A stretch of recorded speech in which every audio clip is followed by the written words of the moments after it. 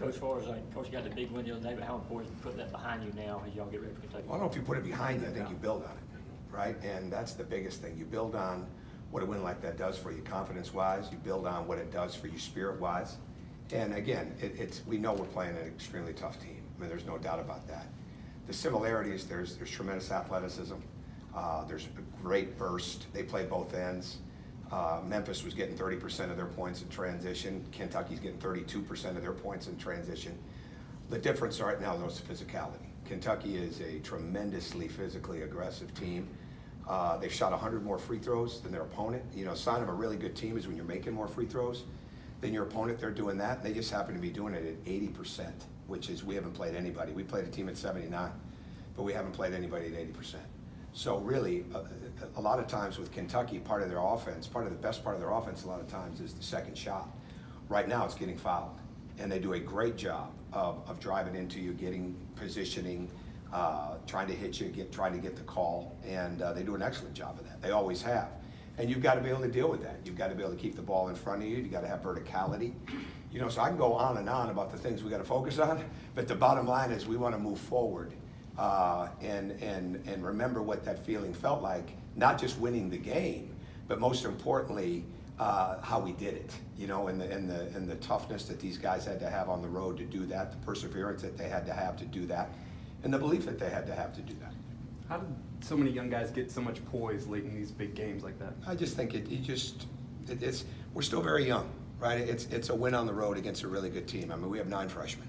That hasn't changed. And every game, you hope it's just a little bit more experience that they have, a little bit more knowledge, but most importantly, confidence and belief. And when you win a game like that, or you win some close games, SMU helped us. Coming back from behind against Georgia Southern, that helped us. You know, those kind of things help you get better. You know, hopefully how poorly we played at Arizona State or how poorly we played against Dayton help you. You realize that you can't play that way and compete at this level. I mean, you've got to be, you're not going to be great. You've got to be consistent. We made jump shots that day too, and we haven't always done that. You've got to make jump shots if you're going to win on the road. You've got to do a lot of things on the road, but you've got to make jump shots. And we were able to do that in that game. But they're growing, they work. They're growing every day, and I think that's the most important thing you can have with any type of team that's this young. Did you like how they responded in the 48 hours since in terms of getting the word for the next game? Yeah, absolutely. I mean, we didn't do a ton of live yesterday, but the bounce was excellent, and we'll go today now. And yeah, I thought they were really good. We spent a lot of time in the film room, and we went right to the film room. You know, when we got back together, it wasn't let's talk about this, let's talk about that. We went right to what Kentucky does, because there's not enough time in 2 days to get ready for all of that. So we better get ready for the spirit and tenacity and the energy that they play with, and then try to get a feel for that physicality. You talk about the free throw disparity in Memphis. Can you win? I would think you probably wouldn't be able to win many games with that sort of free throw disparity. Yeah, it is what it is, right? We overcame. We've got to get better shooting free throws. We've got to get better getting fouled. You know, we're not a team that fouls a lot. All right, when you look at the numbers, that could go up as this league goes up, because you've got to be physical to compete in this league. I mean, this really what it's coming down to now is there's no getting around it. If you don't block out, if you don't have 5 guys rebounding, if you're not willing to rebound, you're gonna have a hard time playing, right? I mean, you are, and it's the same thing with fouls. You're gonna have to play with fouls. It's part of it, but it is what it is, and we just leave it at that and get ready for the next one. This game has been sold out for a long time. Do you see tomorrow night's game as sort of a living up to your vision? I mean, obviously it's going to be packed out. It's the top 25 match. That's all part of this process. It really is. I mean, Kentucky sells out wherever they go, right? And we're excited about it. Excited that ESPN's here. Excited that Jay Billis, Carl Ravitch, Marty Smith, the guys like that are covering a game like this. I think that's a big deal, and but it's all part of it. I mean, I'm happy for the fans. I'm happy for our team getting a chance to feel what they felt the other day, and we turn right back around now and have to do it in an even better way. But I don't want to. This is a process for us. It's a huge process, and I've been a part of processes, right? And I think every time that mentally as a coach, you lose perspective on where you're at, you set yourself up for failure. So I have perspective on what we've got to get better at every day.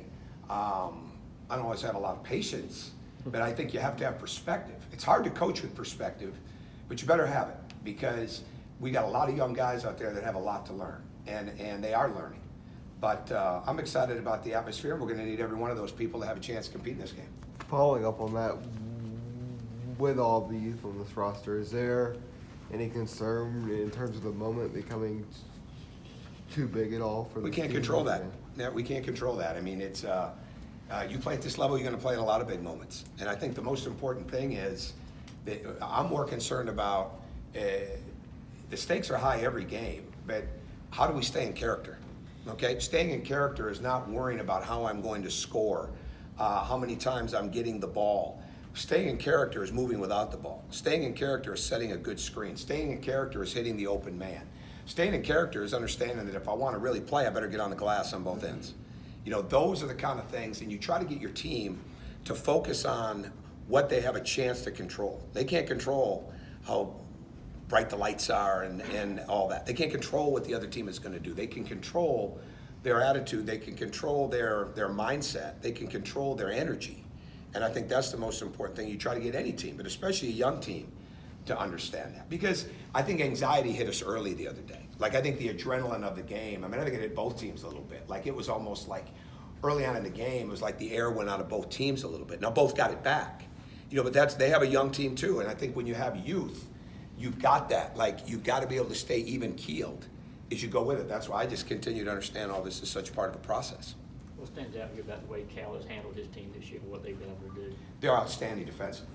I mean, he can go to, he's got so many different things that he can go to, right? And he's got his baseline screening action.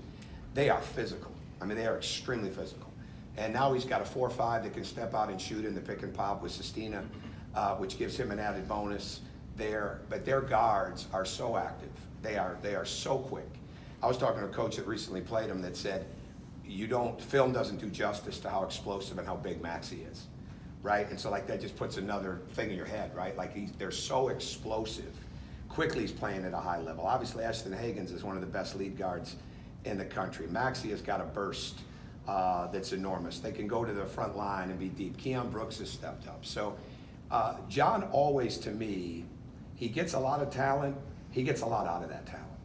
All right? Very few times are guys in his program not going to, they're going to produce, right? Or they're not going to play, right? And I think when you've coached as long as he has and you've coached as successful a level that he has, he gets them better. And they really understand how to make it about each other. And I think that's what he does best, and I think he's doing it again this year. Ray and Severe both talked about the late game situations you put them in practice as something that's benefited them recently. How much, do those help a team develop that belief they can win, especially when you get a team? I think it's huge because some of the first times we did it, and it's a 7-point game with 1:50 to go, and I'm saying we don't need a 3. Guys are like looking at me like I've got 3 heads, right? No, you don't need a 3. You don't need a 3 until you need a 3, right? And it's so important for guys to understand how long the game is. And I think young players struggle with how long the game is, how much time is there in the game, right? And how you shorten the game or how you lengthen the game. So I think trying to get them to understand that mindset is more important than any scheme. It's more important than any play. It's getting them to understand that there's so many things that are there that they can control if they just put their mind to it and if they work together on it. So I think those things are absolutely paramount, and we're definitely behind in that area, with a younger team, and we're trying to do more with it. But with so many things that this group has had to get, situation basketball has been one of those things that has not been as much of a focal point as it needed to be. But it is now, and it's something that hopefully they're growing from. Maybe 2 more questions.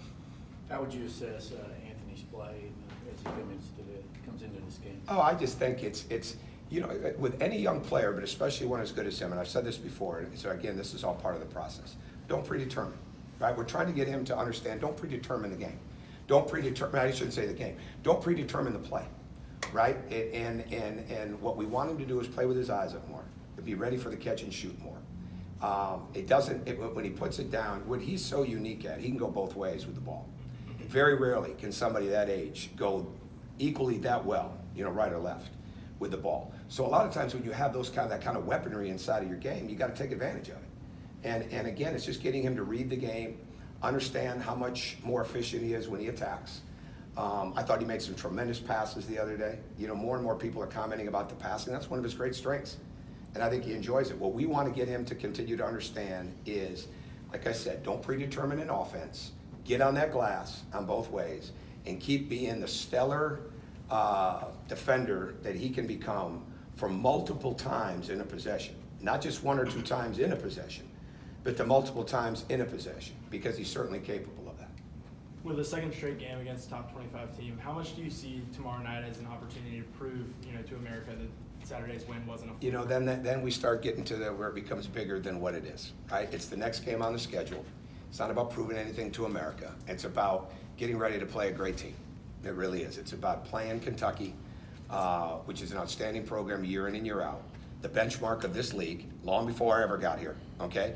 No question about that. It is the benchmark. It is what people look to, right? And so it's a chance to compete against that in the best possible way, coming off a great win for the program. And one that we know that this is just another example. There's similarities in all really good teams, but there's also differences in every really good team. And us figuring out how we deal with that. But it's the next game on our schedule. And it's a big one, but so will Saturdays, and so will next Wednesday against Tennessee, and so will the following Saturday against Mississippi State. When you're in leagues like this, every night is a big night.